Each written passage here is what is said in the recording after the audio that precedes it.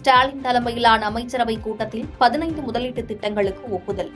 44,125 கோடி ரூபாய் முதலீட்டு திட்டங்கள் மூலம் 24,700 வேலைகள் கிடைக்கும் என அமைச்சர் தங்கம் தென்னரசு தகவல். டெல்லி காங்கிரஸ் தலைமையகத்தில் அனைத்து மாநில காங்கிரஸ் தலைவர்களுடன் ராகுல் காந்தி ஆலோசனை. காங்கிரஸ் பொதுச் செயலாளர் கே.சி. வேணுகோபால், தமிழக காங்கிரஸ் தலைவர் செல்வ பெருந்தகை உள்ளிட்டோர் பங்கேற்பு. கோவை சூலூர் விமானப்படை தளத்தில் ராணுவ தளவாட கண்காட்சி. 3 நாட்கள் நடைபெறும் கண்காட்சியை 15ஆம் தேதி முதல் பொதுமக்கள் பார்வையிடலாம். போக்குவரத்துக்கு இடையூறாக செயல்பட்டதாக முன்னாள் அமைச்சர் சி. வி. சண்முகம் மீது தொடரப்பட்ட வழக்குகள் ரத்து. ஒரே சம்பவத்தில் பல வழக்குகள் தொடர முடியாது என்றும் எஃப்ஐஆரில் பல குறைபாடுகள் உள்ளதாகவும் உயர்நீதிமன்றம் அதிருப்தி. சுதந்திர தினம் மற்றும் தொடர் விடுமுறையை தொடர்ந்து சென்னையில் இருந்து 470 சிறப்பு பேருந்துகள் இயக்கம். 16, 17 ஆகிய தேதிகளில் 365 பேருந்துகள் இயக்கப்படும் எனவும் அரசு போக்குவரத்து கழகம் தகவல்.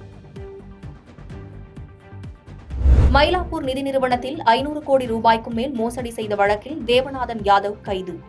புதுக்கோட்டையில் பதுங்கியிருந்தவரை கைது செய்து போலீசார் விசாரணை. பதஞ்சலி ஆயுர்வேத நிறுவனத்திற்கு எதிரான நீதிமன்ற அவதூறு வழக்கை முடித்து வைத்தது உச்சநீதிமன்றம். தவறான தகவல்களை அளிக்க மாட்டோம் என உத்தரவாதம் அளிக்கப்பட்ட நிலையில் வழக்கு முடித்து வைப்பு. இந்தியாவுடனான நட்புறவை உலகளவில் மிகவும் முக்கியத்துவம் வாய்ந்ததாக அமெரிக்க அதிபர் ஜோ பைடன் கருதுவதாக வெள்ளை மாளிகை தகவல். இருதரப்பு நடப்பை பலப்படுத்த அமெரிக்கா எதிர்நோக்கியிருப்பதாகவும் தகவல். வங்கதேசத்தில் நிகழ்ந்த கலவரம் தொடர்பாக அந்நாட்டு முன்னாள் பிரதமர் ஷேக் ஹசீனா மீது கொலை வழக்கு பதிவு. இந்தியாவில் ஷேக் ஹசீனா தஞ்சமடைந்துள்ள நிலையில் வங்கதேச காவல்துறையினர் நடவடிக்கை. டோக்கியோ பாராலிம்பிக்கில் தங்கம் வென்ற பிரமோத் பகத் பாரிஸ் பாராலிம்பிக்கில் பங்கேற்க தடை. ஊக்கமருந்து சோதனை தொடர்பான விதிமுறைகளை மீறியதால் 18 மாதங்களுக்கு சஸ்பெண்ட்.